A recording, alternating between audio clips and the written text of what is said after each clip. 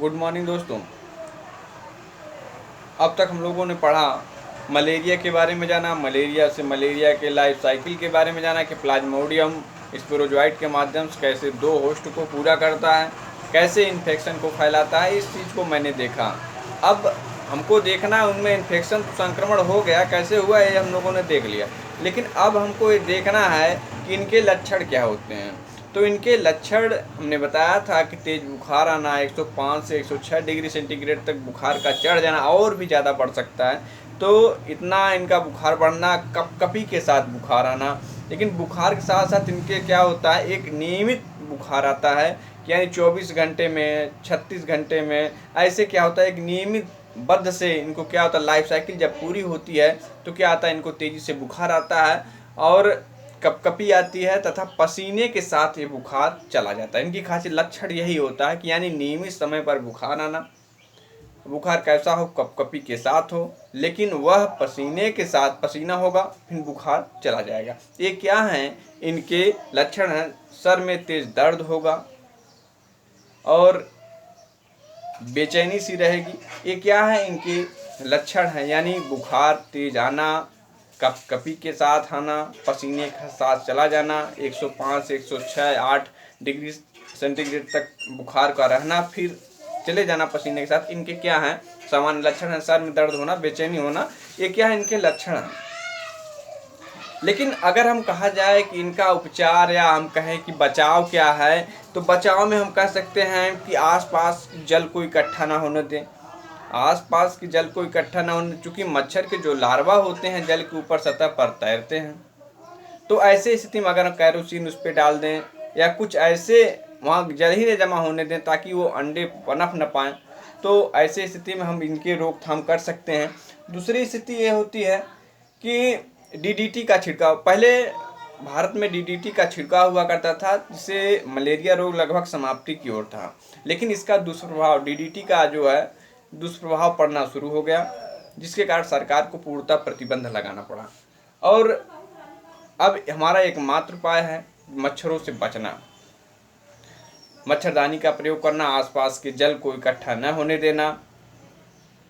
तमाम प्रकार की सावधानियां, मच्छरों से कैसे बचा जाए आपको निर्भर करता है, आपकी सावधानियां हम समझ सकते हैं।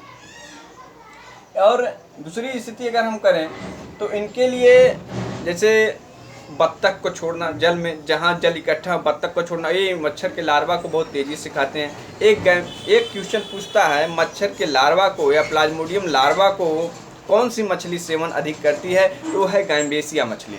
वो है गैम्बेसिया फिश है जो मच्छर के लार्वा को बड़े तेज़ी से ख़त्म करती है। इसका पालन भी किया जाता है और इससे व्यापार भी होता है। दूसरी स्थिति ये होती है कि मच्छर के लार्वा को भी खा जाती है। और क्या है, बत्तख भी है, इनके लार्वा को बहुत तेज़ी से खाती है।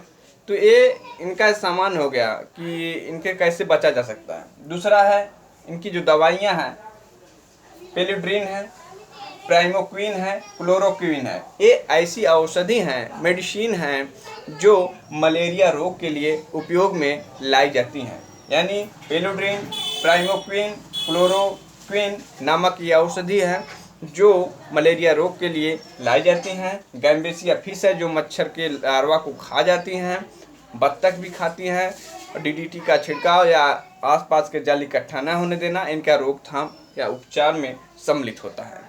शायद ही आपको इतना समझ में आया हो। अच्छा, तीसरी स्थिति ये आती है, क्योंकि हम पढ़ क्या रहे हैं, प्रोटोजोआ पढ़ रहे हैं। क्या पढ़ रहे हैं, प्रोटोजोआ। उसमें एक छोटी सी टॉपिक हमारी बची हुई थी प्रोटोजोआ में, जिसे हम कहते हैं पायरिया रोग। आप सभी लोग जानते होंगे, पायरिया रोग आप सभी लोग जानते होंगे, बहुत सामान्य बीमारी है जो प्रोटोजोआ संघ के द्वारा ही उत्पन्न होता है। इसके जो पैथोजन हैं एंट अमीबा जिंजरवेलिस हैं।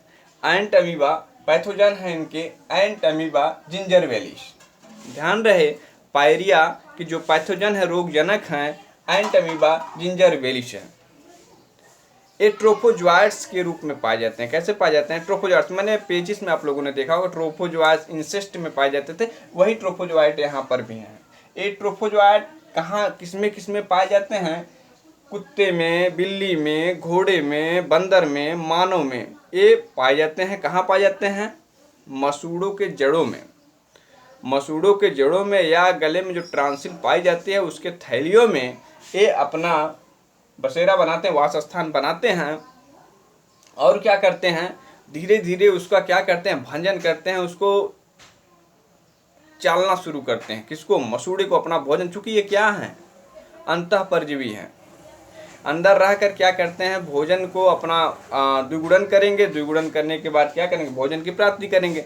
जैसे पेचिस में क्या था, आंत से रिसाव आ रहा था, ब्लड का रिसाव। क्यों, क्योंकि वो आंत से ही अपना भोजन प्राप्त करते हैं, अपनी संख्या भी बढ़ाते हैं, आंत से अपने भोजन को भी प्राप्ति करते हैं। इसलिए कहाँ से प्राप्त करेंगे, मसूड़े से प्राप्त करेंगे।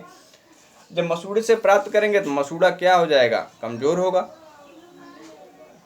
सूज जाएगा, उसमें से रक्त निकलेगा, पस निकलेगा। किसके कारण, क्योंकि उसमें जो ये प्रोटोजोवन है एंट अमीबा जिंजरवेलिस, ये क्या करता है, उसको असिस्टमेटिक रूप से बना देता है, अपना भोजन करता है, जिससे उसमें क्या होता है, ब्लड का रिसाव होता है, पस का रिसाव होता है, मसूड़े सूज जाते हैं, मुंह से गंदगी आती है, बास आती है।